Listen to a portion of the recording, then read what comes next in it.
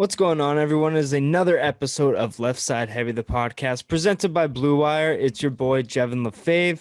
On this episode, it's just me and Haydn rocking again, and we're talking about some bits of news dropped amongst the NHL.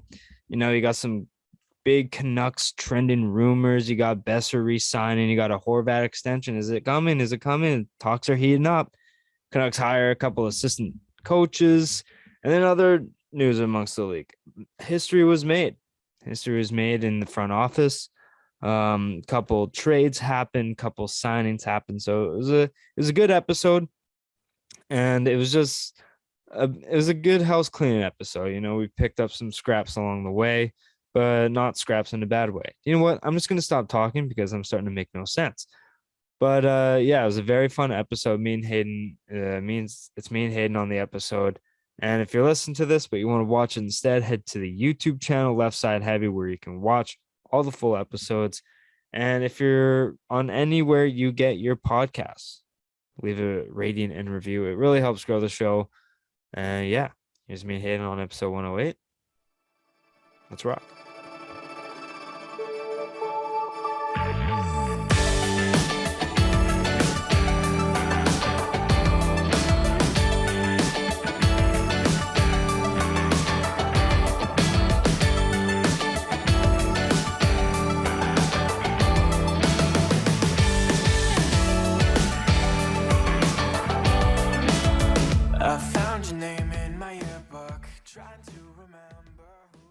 It's episode 108 of Left Side Heavy, the podcast.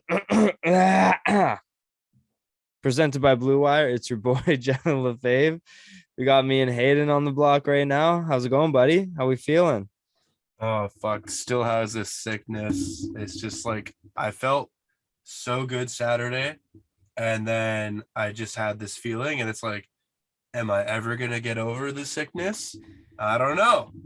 Yeah, that's especially now at times, or like this day and age, where despite any amount of tests you take, you're still on the suspicion. It's like, hey, do I have it? Do I, like, because you never have time for PCR tests. Everyone just takes rapids, and then everyone's like, all right, well, how accurate are these actually? So then everything's kind of up to question, and then at some point you're just like, you know what, send it. Yeah, full send. Yeah, but when it's still lingering, it sucks. It's the absolute worst, man. Yeah, and then you're like, I'm never taking being healthy for granted ever again. No, and the one thing that I never take for granted anymore, maybe underrated, maybe not, smelling through both nostrils. Or breathing through both nostrils. I think that's like S tier things you take for granted is breathing normally. Or not having an earache. Oh my gosh. Yeah. If you have water in your ear, I sometimes just want to break down and start crying. Like you're doing like the head shake too. Yeah. feel like I'm at a Slipknot concert. I'm just seriously. Try not to headbang challenge. Yeah. But sleeping with a plugged nose, impossible. No, it's terrible. It can't be done. And then like you sleep with your mouth open and then you get dry mouth. It's just sometimes you just have to, you know what? It's just not my day. It's not my night. I'm gonna call in to work tomorrow with diagnosed death and and just Google's told me that I should either be dead, pregnant, or I'm fine. So there's a fine line between all of those options. And I know I'm not fine, and I'm a boy. So, so I guess dead is the next option. So I can't come into work today. But man, especially in the NHL, there's a lot of things starting to pick up. A lot of news topics are picking up steam, especially local here. With Horvat extension, you know, Boeser just got signed. JT Miller trade talks are kind of picking up some steam. And then even amongst the NHL, some players have re-signed. Some GMs are getting hired. Especially coaches. That carousel is still going around. Some jobs are getting filled. So it's like it's getting to that time, especially around July 13th with the upcoming free agency and the who's going number one at the draft on Thursday. So how have you kind of taken in all this all this like NHL news and like all the steam that's starting to pick up? It's starting to get pretty exciting. Yeah, it is actually. And I actually have followed I guess just kind of all around news reporter Farhan Lalji, Yeah. and buddy fucking tweets, man. Oh yeah, that guy's always tweeting. He's always fucking tweeting. He's going off. And yeah, when I saw that Brock Boeser got re-signed, I'm like, okay, so this is kind of the general direction that the Canucks want to go in. And yeah, it really seems like Miller might be traded. And, there's so many trade speculations. Fuck, you even got Ian over there making a trade. Like, what was it? A trade JT Miller to the Wings or something like that. And Yeah, that was a mock trade. I'm like, that was a parody trade. That guy's always up to that guy's always up to goofing. something devious. Yeah, he's But then goofing. on Saturday, was it you or was it somebody else that people were saying like, oh, what if JT Miller went to like the Devils or something? Or there was something about maybe he could potentially go to the Devils because of a draft pick, right? Yeah. Yeah, okay. So it's cool and it's awesome seeing the speculation. And the only reason I hate it, it's again, I'm gonna compare it to more of like football, but this is just general football too, like the CFL and the NFL. Give me time to learn more about these people. Fuck, I swear the fucking Stanley Cup ended like what, 2 weeks ago? Yeah. 2 weeks ago, and now the draft's already coming. It's almost like the NBA championship. Oh, you win it on Sunday? Well, guess what? You're drafted on Thursday, okay? Yeah, seriously, no kidding. Well, like what it is you gotta nowadays you gotta give the off season isn't very long. It's not long at all. It's literally a vacation, and that's it. Like you get a week off and you're back training. Yeah, it's insane. So especially the weirdest thing, in my opinion, is the MLB draft. That's halfway through the season. The MLB draft is halfway through the season. So then they play the year or they play after the year once it's finished? Yeah. What the fuck? Because you can't draft someone halfway through their college season. Oh yeah, because the college season already ended, right? Yeah, because it's through the school years. So that's what goofs me up all the time is the overlapping and how that works. So I'm pretty sure you take last year's and then it's drafted halfway through the following year. It's really weird. Baseball just fucking gets me riled up in general, man. But yeah, so like it's like they waste no time with championships and then the draft, and then especially with the NFL, it's like drafts and then OTAs and then it's a process. Yeah, and then but then it's like next thing you know, it's like 9 weeks until opening kickoff. Yeah, like we still have 9 Sundays to go or something like that. Yeah, and then like the NHL, they win the cup, the draft, because the players got to know who they're with. They get in time for the season if they end up making the team. Dude, it's see the one thing the NHL and the NBA can like take from this whole thing. Just kind of expand it out, make everything a little bit of its own, I mean, that's how the NFL gets so much revenue. God damn, I've never tried to watch someone getting drafted more than I have with the NFL. I've never been more excited about the day after free agency, because that one takes like a month, after the Super Bowl, and then another month, and then it's April. May is just kind of like before June, and then in like a week, next week it'll be training camp. Yeah. It's insane. Like it's a process, and the NFL makes so much revenue. The NHL and the NBA could learn a couple things. Well, this is a bit of an outlier season because free agency is supposed to start July 1st. Yes. So this season was expanded due to COVID and everything, and they are going to get the season back on track next year.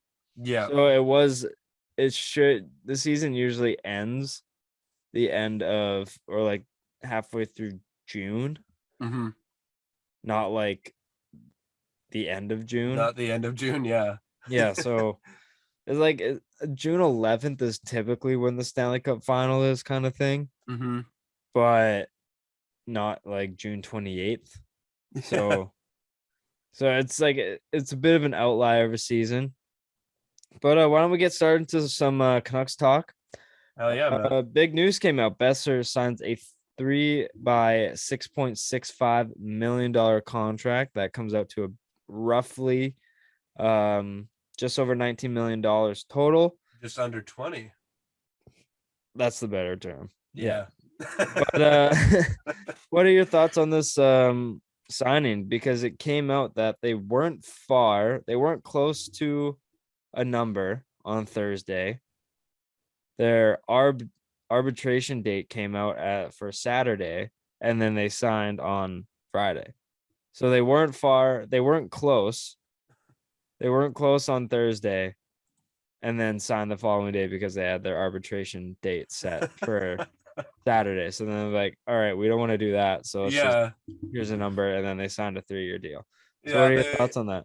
They weren't close Thursday morning because nothing was added a little bit in, maybe a couple extra things. A couple incentives or something, maybe. Oh yeah, and then it was just a little couple things like, oh hey, here's a mansion, or here's another car, Yeah. Here's something for a girlfriend or whatever, and it's like, oh okay, we're good. Yeah. No, but it's cool. Like I said, it just tells you kind of the direction that the Canucks want to go and stay young, build with a core, and I guess go up from there, right? Yeah. I'm interested in the 2 defensemen that they signed on the 1st of July as well. Kind of could be maybe a little test in the water, see what works out for them. Jack Rathbone and Nick Juleson. Noah Juleson. Yeah, damn tough last name, I must say. Juleson. No, but with the Boeser signing, I was very on the edge on whether or not we should trade him or sign him. But when I found out about all the hurdles that he was going through last year, with his dad being very, very sick and then eventually passing away, trying to play a professional sport with something that heavy on your mind I couldn't imagine it to be easy whatsoever. It has to be nearly impossible. And that something that big can just impact you so much. So when I found that out, I almost just consider last season a wash. And he still put away 23 goals. Some of them were a little tap-ins from Petey on the power play, whatever. I want to see how he is 5-on-5, but I just think just that big of a mental hurdle is just so hard to play through. So I think giving him another chance is massive for this team and himself too, right? Because if we gave up on him, then who knows what kind of confidence he has going into next year or whatever. So I think signing him, keeping him within the core that he's basically played in his entire career, I think he's just got a little bit more. He's like, now, all right, now all my distractions are kind of past, like they've kind of passed through. So now I can kind of put all my focus into the next season and into kind of proving everyone as to why I should be a good asset on this team. Yeah. So anything I kind of said in past episodes, I change it because I want to see him succeed as a Vancouver Canuck, and I think he can, because I just didn't know he was going through that hurdle.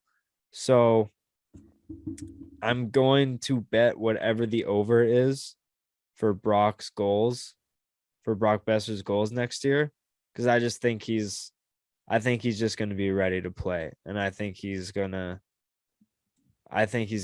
have a career year next year, in my opinion. Oh, and you're totally right to assume that there because, yeah, we don't know exactly everything that he was going through, and it's like, I bet you anything he's definitely talked to a therapist. He's Yeah, definitely gone through, more time talking with someone professionally than either you or I have. And then look at us. We're just fucking speculating about why he shit the bed last year when in reality it's like it's not like he really shit the bed, but it's like who knows what he was going through every day before a game or yeah, every hour leading up to a game. And it's like it's a total mind boggle. And you can't really say whether or not that this was the cause, but you can probably say that he had a bad year because of this huge yeah, mental hurdle. yeah. And everyone looking on the surface, it's like, yeah, he had a down year. He doesn't have what it takes. But I think a lot of us have to eat our words with that, just because of his family and personal reasons, like we've mentioned. So I'm really excited to see what he brings next year. And I think he could have a good year. I think he could have a big year. So I'm very excited. And it I think he's gonna have a good year next year. But in other news, Horvat extension, the chances of that is heating up a ton within the Canucks market. So that's something to look forward to. And with that being a headline, it makes me believe that JT Miller is going to be on his way out soon. And with the draft coming up, do I'm not going to try and pretend like I know a ton about the players in this draft, but I want to kind of attack more positional needs. So, like, if JT Miller is on his way out, do you, as like the Canucks GM, if you're Jim Rutherford or Patrick Alvin, are you attacking best player available at 15? Are you going position? How do you how I would you think go into a draft when you might ship your best player out? I think you definitely go for positional need. And obviously position need is a right-handed defenseman, Yeah. right? And whether that's left D man or right D man, I wouldn't necessarily reach. Like if there's no good D men for like, I don't know, 10 picks, or maybe not 10, because 10's not really a reach in the first round. I'd say if you're a first round pick, you're there for a reason. But like, let's not reach over a round. Yeah. Because if you got a what you would call it, let's say you had this player fifth on your board and he's still there, and you don't have any defensemen that you'd like in that range, you go for best player available. Yeah. You go for the person that you have fifth on your board. And yeah, it might not be the position that you need, but I'm truly believing in that model now where it's like the Cincinnati Bengal model. A receiver wasn't what they needed, but by God, did it ever change everything for them. And Yeah. so if the Canucks can hammer it home like that, I think you'd go home happy. So Yeah. that's what I would do. I'm big on, it says at 15, I'm pretty sure Patrick Alvin, at least, he's very big on best player available. He Mm, thinks you should kind of attack positional needs through either free agency or trades. okay. And especially at 15, there's been instances where people have gone positional and they've missed on players where they could have given up this position for, like, their positional needs for a better right winger, because you can never have too many. There's 4 forward lines for a reason, so you can always kind of bump down a player or move him over to the other side, whatever. If you need a defenseman, or if you have, it's a little different if you have a highly concentrated D core and you go for a defenseman. That's a little different. I would maybe trade back in that instance or whatever. But I'm kind of big on best player available. Mhm. But I think at 15, JT Miller might get traded with the 15th to number 2 for For the New number Jersey, 2, really? because New Jersey is very interested in JT Miller. And I don't know if come Thursday, Vancouver is going to be drafting at number 15. Now, Very possibility, yeah. anything can really happen, but New Jersey's, they're kind of done with the rebuild. They have a bunch of competitive pieces in part, or in place at least. They went in, they went all in with Dougie Hamilton, Mm-hmm. and they signed him to big money. He's one of the better offensive defensemen in the league. So why kind of draft a player who still needs to develop, even though they have a bunch of young pieces that are already developing? That could be good, Yeah. right?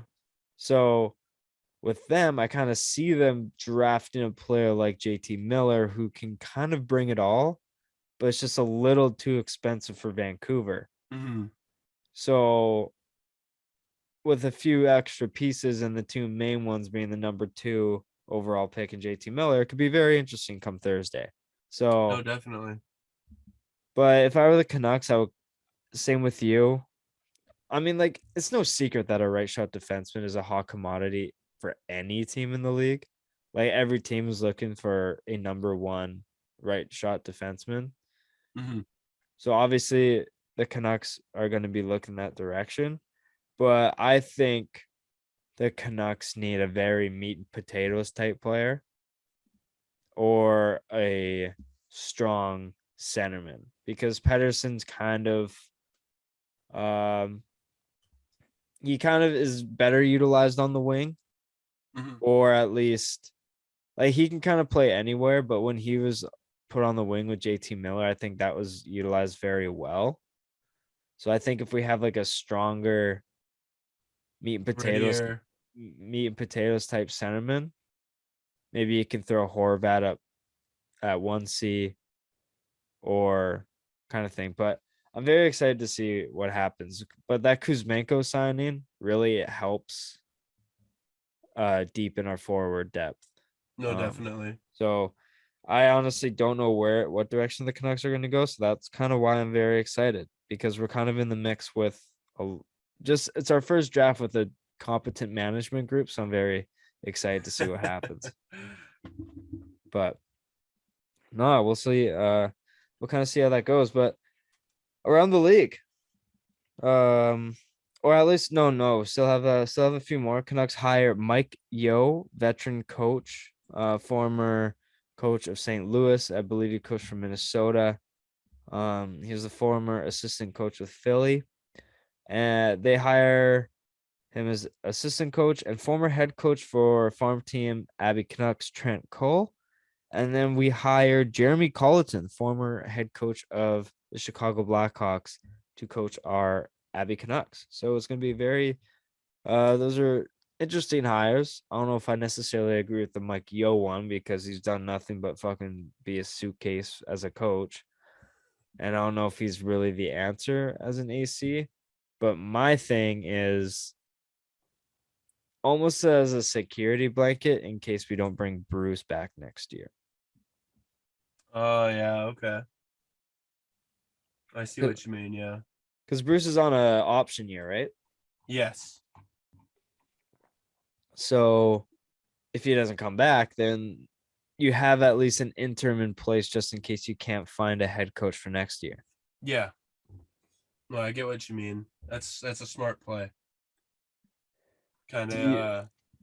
you do you agree? Do you think it's a smart move despite his lack of success in other organizations the past few years?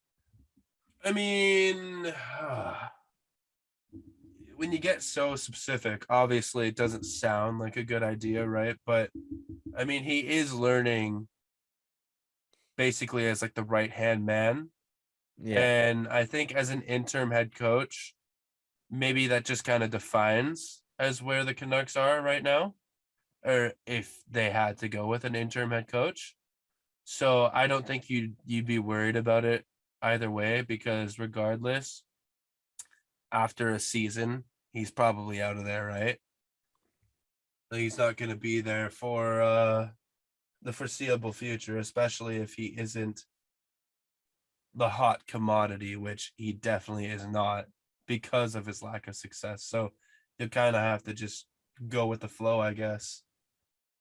Yeah. It'll kind of be in just like adapt to the circumstance. Whatever happens, happens. I think Bruce Boudreau with the full season with this core in place, I think he's kind of grown with this team. So I'm confident that he's gonna either get extended um next season. And if he Mhm. doesn't, then I guess we can just ride with Mike Yeo as an intern and maybe see how it goes. So we'll see. It could be interesting to see how he adapts with this team. I mean, Bruce kind of bounced around the league. Um, Mike Yeo as well. So maybe Mike can kind of gel with the team well. So hopefully it all works out. But now we'll start bouncing around the league here. Big news.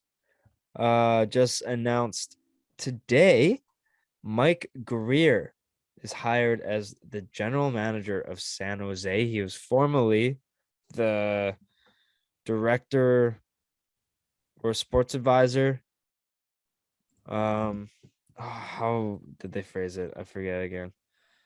Um, Mike Grier.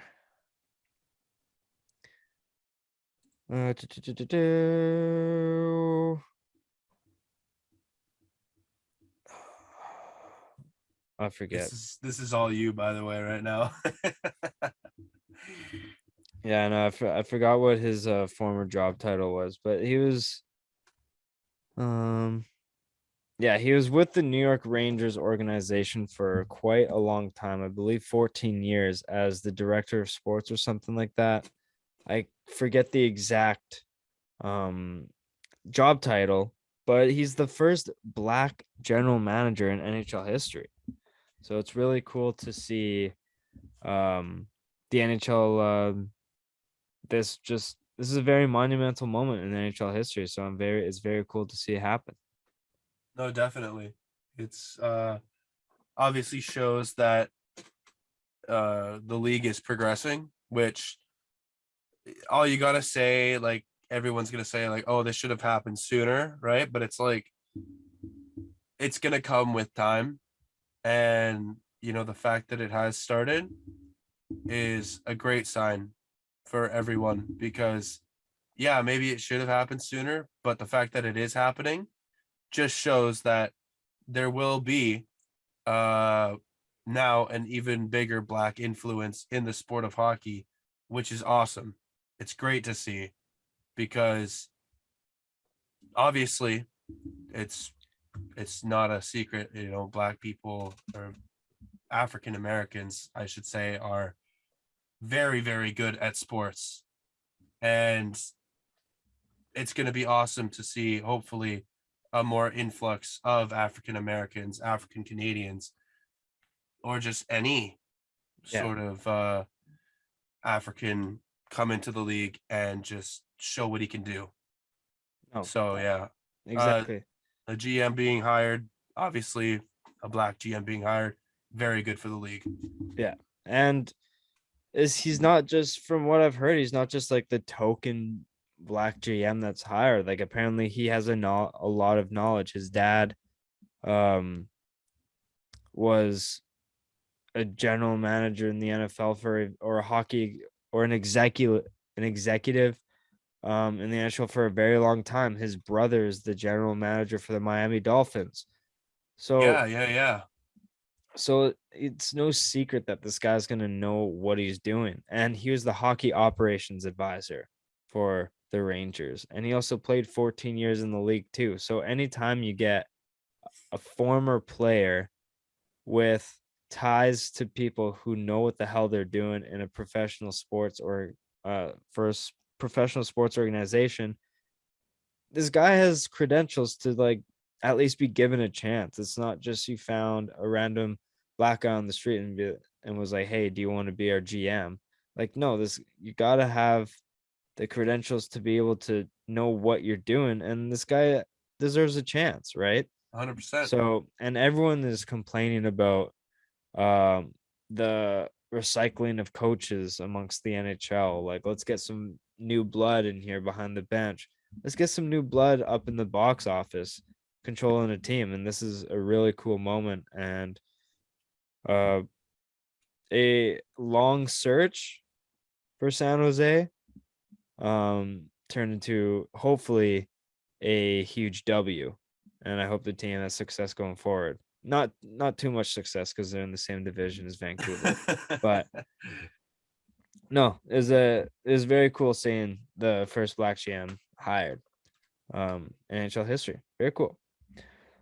Staying in the front office, Dr. Haley Wickenheiser was promoted to assistant general manager for Toronto Maple Leafs.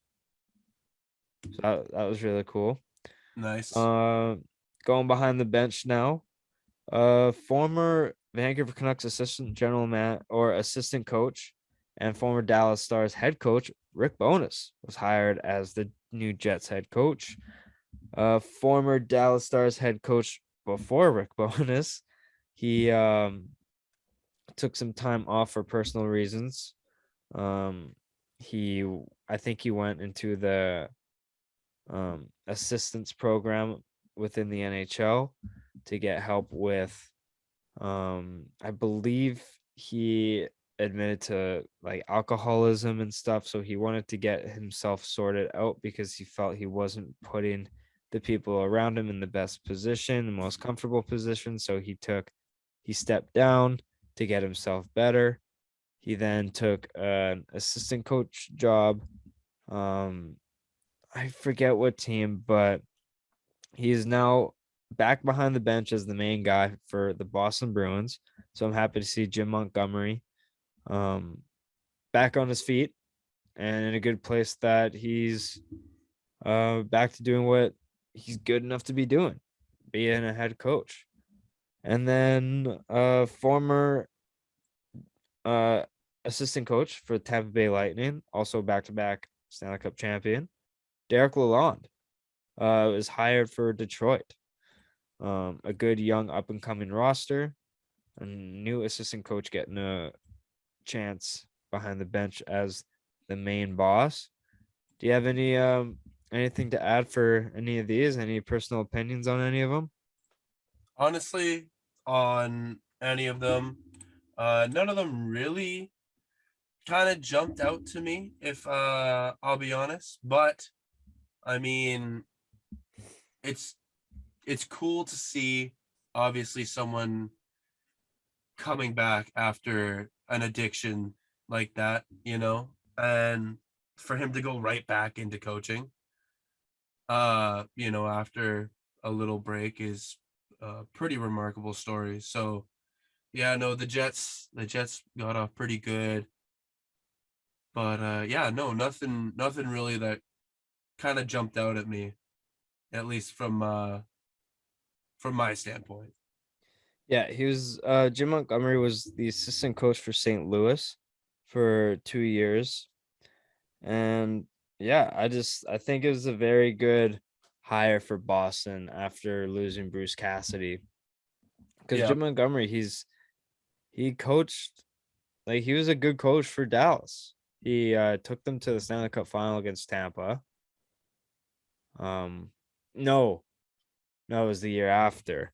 Um Rick Bowness took Dallas to the Stanley Cup final, but I think bringing in Jim Montgomery keeps the winning culture within Boston. So I think I just think it was a good move for the organization. But we'll go to a topic that you just asked, like who's this player? I just heard of him. Not too sure who he was. Kevin Fiala. The LA Kings The LA Kings win the Kevin Fiala sweepstakes. He just came off a career year of 85 points. He went to LA for Brock Faber and a first round pick this year, which is the 19th overall pick. Then Kevin Fiala went on to sign a 7 by $7.875 million for 7 years. So good to see a player like that get in the bag. Yeah, no, it's crazy because like I said, I had no idea who this man was, and then I just saw like Kevin Fiala over $55 million contract, and I'm like, who the fuck? But yeah, no, a left-handed shooter, very rare, so very, very good. Especially coming off of a career year like that. So that's great for the Kings. Yeah. Like the past 2 years, he's been on like a 70 to 75 point pace. And then this year, he got 85 points in 82 games with 33 goals.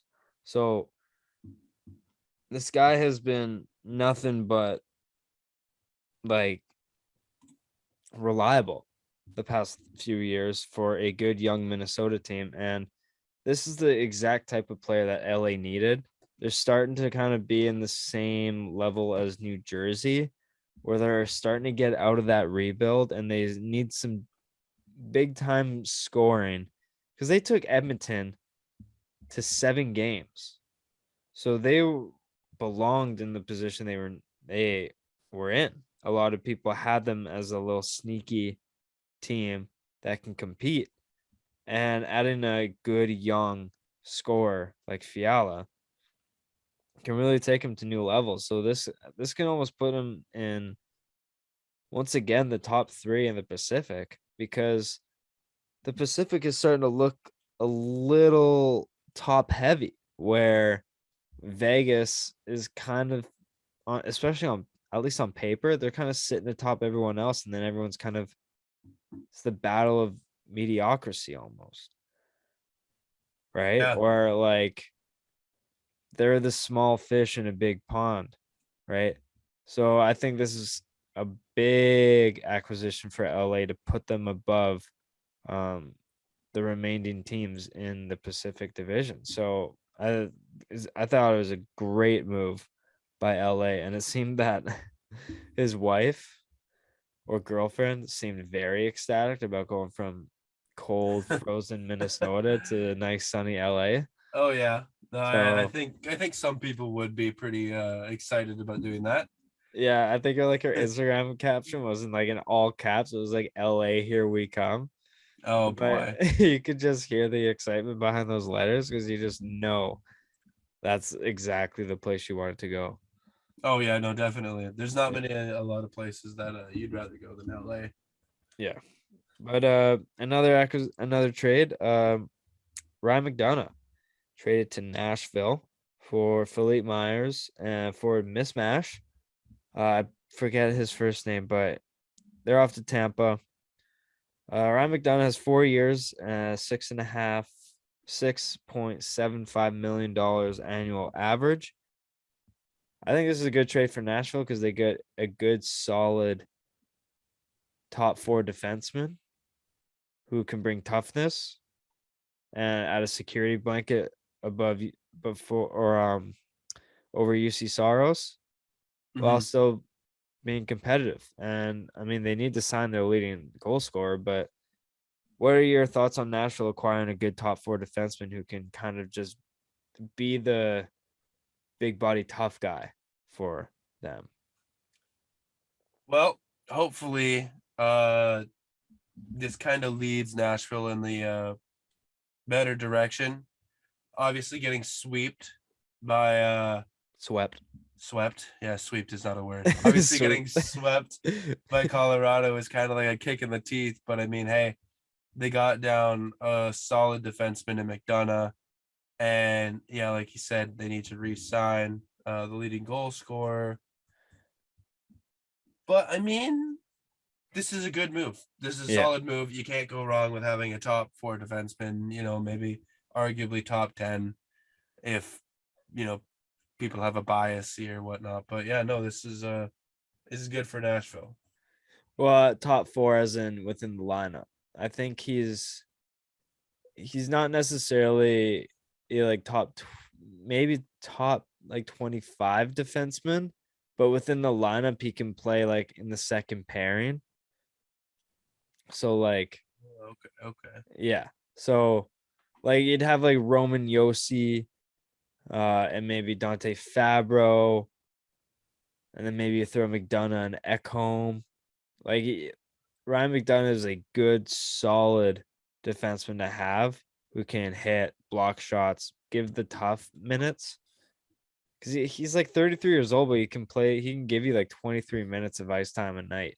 Like Yeah. this guy's no joke. So having him as the second pairing defenseman within your lineup is obviously he was good enough to be the second pairing on a Stanley Cup winning team. So Nashville, I think, got a huge piece here, but they got to resign Forsberg because that could losing a score like that could diminish it. But we got a signing here. Nick Paul signs a 7-year, just over $3 million a year with Tampa Bay. This guy provided good depth minutes, like good third line minutes with a scoring touch. And you saw him with it throughout the playoffs. What are your thoughts on Tampa bringing him back? Yeah, Nick Paul, man. When I was watching him in the first series against Toronto, and it's like him and Stamkos were like the centers getting most of the attention, and that was how it was through all the playoffs. This guy was the fucking hero. Yeah. In some of the games, right? Like he scores like some of the goals, and it's like, who the fuck is this Nick Paul guy? Yeah. Every time I'd ever hear you talking about Tampa Bay, it was always Point, Stamkos, Kucherov, Vasilevsky, Hedman. Yeah. Nowhere ever did I hear Nick Paul. Yeah. And then here he is. Here he is just getting a 7-year contract for just over 22 mil. And I'm looking on Cap Friendly right now, and I see his estimated career earnings up until this point, and it was under 8 million, and he was drafted in 2013, and he's still 27, which is absolutely insane because like how the fuck are you 27 and you're drafted in 2013? Yeah. But it's like, no, this guy's an absolute grinder. He's proven to be one of the top centers for Tampa, so this is a great extension here. And what I like about this move is that he was in Ottawa, and I believe he was asking for like $3 million a year. Jesus. Or like 2.5, but Ottawa's only willing to give him 2. So they wouldn't throw him the extra $500K and traded him.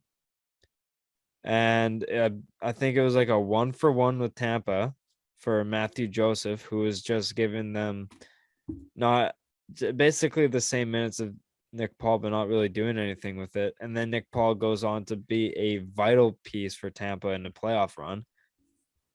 And now he gets his 7-year deal. 7 years. You don't see those you don't see those often for a third line player. No, But not at all. But he's a player who's got time, who's got a lot left in the tank.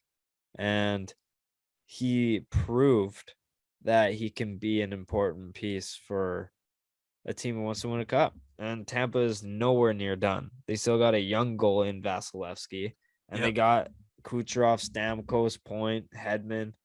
They got him under contract. So why the hell wouldn't Tampa?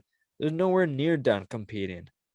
And that's the scary thing. And now they got a solid third line center locked up down for 7 years at a very good. What if this guy goes on to be like a 50-point player now for the next few years? That's like a $5 million cap hit, right? 50 points. And now you got him locked down for 3.5, like just over $3 million a year. Yeah, no, it's very possible that he could be He could blossom this in type of a good player. system. Yeah. So Yeah. I I immediately think of like Andrew Wiggins in Golden State. Like as soon as he went to a team where they knew how to groom players and put players in a position to succeed. He was in Minnesota and he was just like it was too much. And now he goes to Golden State where he doesn't necessarily have to be the guy and he just flourishes. And Nick Paul flourished once he got to Tampa, who just knew how to play and knew how to win. Yep. And as soon as a player goes to a team like that, they immediately improve. Immediately, So yeah. So I think this was a huge win for both sides. And yeah, if I'm Nick Paul, I'm ecstatic to just play hockey in Tampa for 7 more years. Yep. You No, can't get definitely. you just can't get much better than that. No, not at all. But tough news here. Anthony Duclair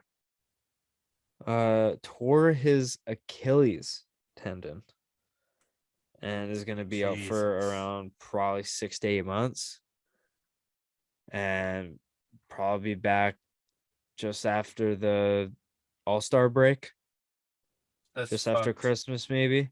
So very tough news coming out of that. And yeah, I mean, last thing I got here is Hockey Canada. So I forgot to touch on this a few whenever this came out immediately, but news is coming out. Oh, my video stopped. News is coming out that Hockey Canada has lost many sponsors, or sponsors have canceled funding, paused funding towards the Hockey Canada um organization due to the sexual assault or sexual um violence, the sexual assault case that had come out a few months ago. So Scotiabank, Telus, Canadian Tire, Tim Hortons, Esso, Imperial Oil have all paused or pulled away their funding for Hockey Canada until any investigation is um, at least been done. And they want evidence to show that Hockey Canada uh, is innocent and those players are innocent, because in 2018 during the World Juniors, a group of Team Canada players sexually assaulted a girl who is now 24 years old. So that would have made her 20, if my math is correct. 4 years ago, yeah. And 8 of those players on that team are now in the NHL now, and that includes players like Bowen Byram. I can't remember who else is on the team. I don't Oof. know. I don't know if Cale Makar was on the team then. He might have been on that team. He was drafted in 2017, so he might have been on. Yeah, I think he was on the 28 team because he would have been in college at that time. But yeah, and Hockey Canada just quietly settled with the girl without anything kind of happening, any trial happening, whatever. They just settled. Yep. And Very shady. yeah. So like, do you have anything to say about this, Hayden? Because this is just, I'm very happy that the organizations like Scotiabank, Telus, Canadian Tire, like all the ones I named earlier are doing this and stepping up and being like, hey, we don't want to be associated with an organization that's just trying to dust this under the rug. Mm-hmm. But like, I want to hear what you got to say about it, because this is a very important issue that kind of needs to be brought to light. No, I totally agree. And, if it wasn't for you, I wouldn't have known anything about this. And it just kind of stems to all the movements happening, for women and making them equal in society And just heard. and heard exactly. So now you bring up this whole I guess, allegation, right? Because nothing's really come from it yet. And, it seems like it's pretty fucking spot on as to, yeah, this did happen. We want answers. So in the coming months, hopefully coming weeks, coming days, more or less, is what we'd want. Anything to hear about what it was and who were these 8 individuals? Who were these men?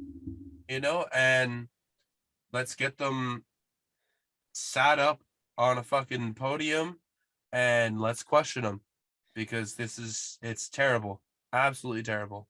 Yeah, I don't know if like the 8 guys I brought up earlier were the ones who did the sexual assault.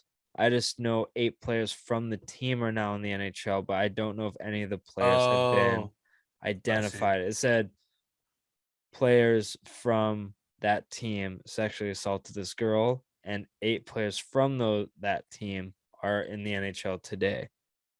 That's kind of what I got from it.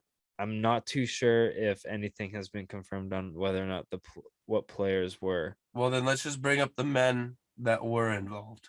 Yeah, Let's get some 100%. answers and let's not excuse me, let's not sweep this under the rug because we don't need any of that shit anymore in sports. Yeah, You know what I mean? Like, I'm getting tired of hearing how Deshaun Watson's case is being talked about the next day. I'm tired about all this shit. Let's yeah, get some fucking answers and let's get some respect for these women because it's not right. yeah, 100%. Like an investigation needs to be done. You can't just quietly settle with the girl and pretend like everything's a-okay. Like no, like she's obviously still going to be dealing with the trauma. She wants the names out there. If she brought it up, like she wasn't just looking for money. Like Mm, she wants the names to be she wants the men to be put out there. all And accountable. that's the perfect term I was looking for. And yeah, like an investigation needs to be done. I 100% support all these organizations pulling their funding. And this tells especially, yes, does their service on my fucking cellular device suck sometimes? This is like they redirected their funding towards Canadian organizations that help women who have suffered from any sort of sexual assault, sexual violence, any of that sort. So I highly applaud TELUS for that. And if any other organizations are doing it as well, then I highly applaud that for you as well. Because TELUS was the only one that came up that said that they were doing that, but this just isn't okay. And Hockey Canada should be ashamed of themselves for just trying to sweep this under Mhm. the rug and settle with her without any investigation going on, without trying to be held accountable. And they can say all you want, like, oh, we care about this, like it's very important to us, whatever. If it was, you wouldn't be trying to hide this without No. anyone noticing. Mm-mm. And it's pretty gutless, and like you said earlier, it's pretty shady that you just weren't coming out and defending yourself. Yeah.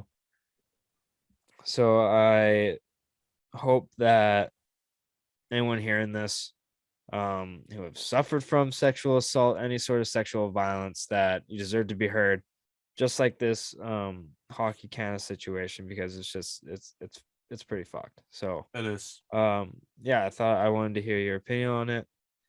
Um and yeah, is any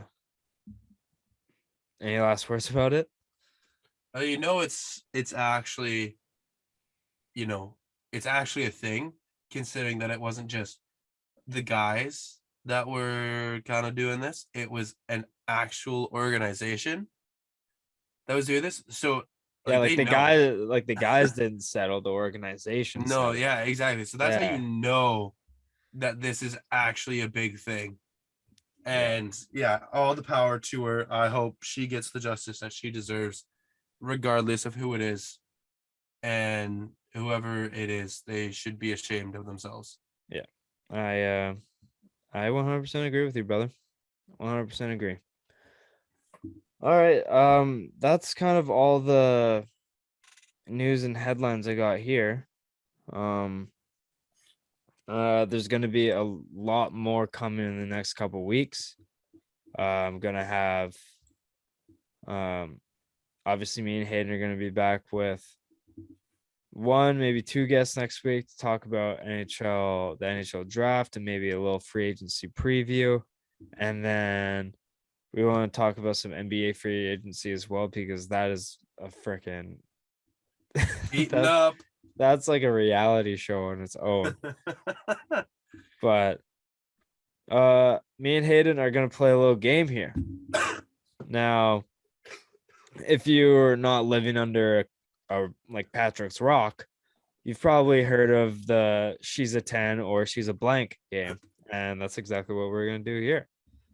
Now, I just had some in my mind. I didn't write anything down, but this could be literally anything, either sports related or just anything in general. But it could be completely open ended. But I just kind of want to see what you could bring to the table. It's kind of maybe end this episode on a good note here. But you go or me go? Offset. Guys, you go. All right. She's a 10, but her least favorite NFL jersey is the Saints color rush jersey. Oh, see you later. See you later. Holy fuck. If that's your least favorite, oh my god, you're out of here. You're absolutely out of here. I can think of half the fucking league color rush jerseys that are way worse. So yeah, no, fuck that. Yeah, she gone. Absolutely gone. Okay.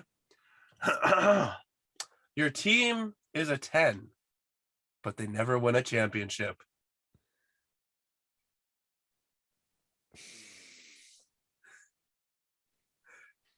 I mean, I can't relate. I'm a Patriots fan, so. Plus, they've never been a 10 when they won one, you know? Like they always have some sus receivers.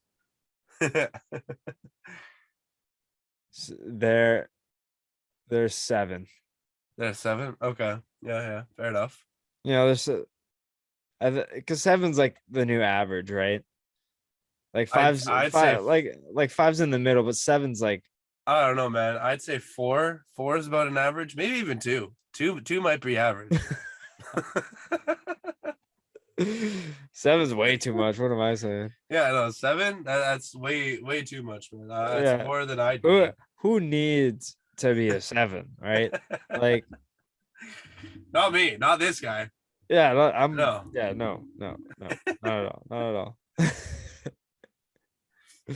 all. Okay. She's a 1. Okay. But her favorite player, her GOAT, is Drew Brees. She's at least a 7. Wow. Jevon has 6 points. Oh my god, yeah, no, I will praise that by a mile. By a mile. All right. She's a 10, but that wasn't a tuck.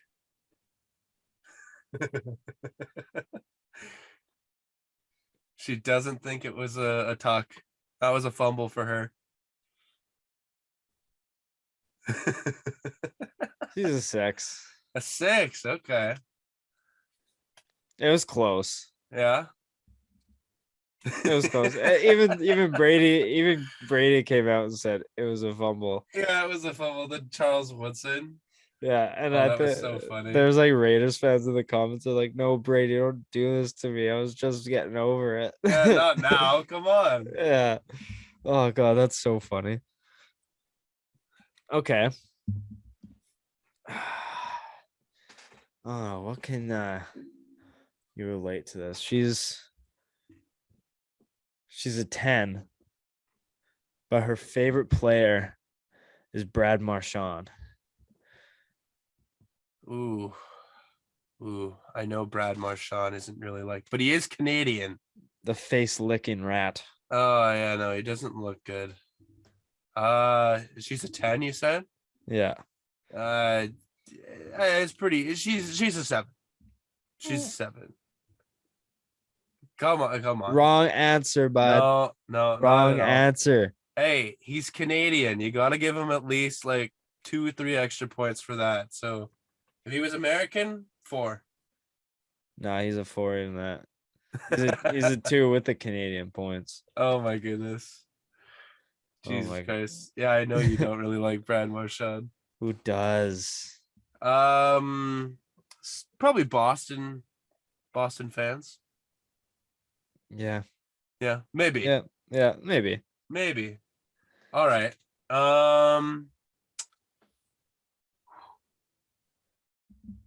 Okay.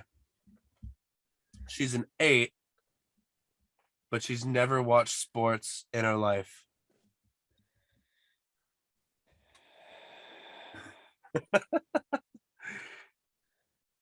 Does she have anything against sports? She thinks they're boring. She's a -2. How could you think sports is boring? That doesn't make any sense. Like, there's so much excitement. You don't have to know shit about anything, and you could be excited about sports. Yeah. Well, there you go. That made me mad. How can you think? That is unbelievable. All right. She's a 2, but we'll sit down and talk to you about the Saints off-season moves. Oh man, yeah, it's almost like the Drew Brees one. How in depth does she go? Is she like, like Chris Olave? Like she's giving her opinion on where you guys should have drafted in round 1. Ooh, okay, so she knows her stuff. That's probably about another 8. Probably about another 8 right there. Yeah. Anything to do with Saints, it's probably like 6 spot movement at least. What about in general? Like she's a 2, but we'll talk to you about the NFL offseason moves. 5. Just a 5, hey? Yeah, it's nothing specific, but it's almost like I just have like a conversation, with anyone. No, but like she's giving her opinions as well. Still a 5. It's not anything that hits close to home with me, Okay. All right, I got one. She's a 7, but she thinks the CFL is better than the NFL. Oh my gosh. That's your dad. That's your dad. She's a 1. Like, yeah. Oh, you just go with a 1 there. Jeez. Actually, can I tell you something that was actually fucking hilarious? What? So when I went down to the States like 2 weekends ago, my dad and I were watching the Lions game versus like the Argos game, versus the Argonauts. And I'll admit, Nathan Rourke killing it, has been killing it, But he said that Nathan Rourke was better than Drew Brees. Your dad did not say that. Dude, he dead ass did. I was like, are you fucking serious, Dad? That is, oh my God. That is clown behavior right there. Where's a spot on First Take with Stephen A. Smith? They need to. Yeah. My dad needs to get up there. Holy fuck. I'm clipping that. Like, yeah. There's no way there's not a chicken dick's chance he actually said that. Dude, there is a chance. And he will die on that hill. That is insane. Right? That was like the Jonathan Jennings is better than Russell Wilson. Oh my God. Taking that as well. He still believes that. And I'm like, Dad, who's still playing football right now? Oh, I don't think Jonathan Jennings is even on a CFL roster anymore. Is he not? I thought he. Oh no, I'm thinking of who's the Hamilton Ticats old Jeremy Masoli. I'm thinking about him. Jeremiah Mazzoli. Yeah, Mazzoli's now on the The Red Red Blacks. Blacks. Yeah, I was thinking Yeah. about him. Is Jennings not on any roster? No. But Wilson's like a top 10 NFL quarterback. Oh yeah, he's only asking for top 10 money or anything. Oh my, that is you know what? We're gonna end the podcast there. We're gonna end the episode there. Hayden, where can the people find you? You can find me at Hayden_Barton on Instagram and Twitter. Follow your boy. I'm always interested to chat. Follow your boy, and you can get after Hayden. I'm sure you can find Hayden's dad, and you can just attack him for those unbelievable takes. But you guys can follow me on Instagram at Jevon.Lefave, on Twitter at JevonLefave. Find everything for the show on Instagram, Twitter, and TikTok at LeftsideHeavy_. Head to the YouTube Left Side Heavy to watch all the episodes if you don't want to listen. And anywhere you get your podcast, leave a rating and review. It really helps grow the show. And this is more of like a clean house episode, basically catch up on all the small news and up headlines and all of that. There's going to be much bigger, hopefully, news coming up in the next couple episodes, maybe some big trades. The NHL draft is happening next week, so we're going to get a recap of that, how every team looks going forward. And then we're going to have a free agency premiere or preview, I guess. And then we're going to recap that the following week. So there's some big episodes coming up in the next couple of weeks. So stay tuned for that. And as for this episode, we hope you guys enjoyed. We'll see you guys next time. Peace.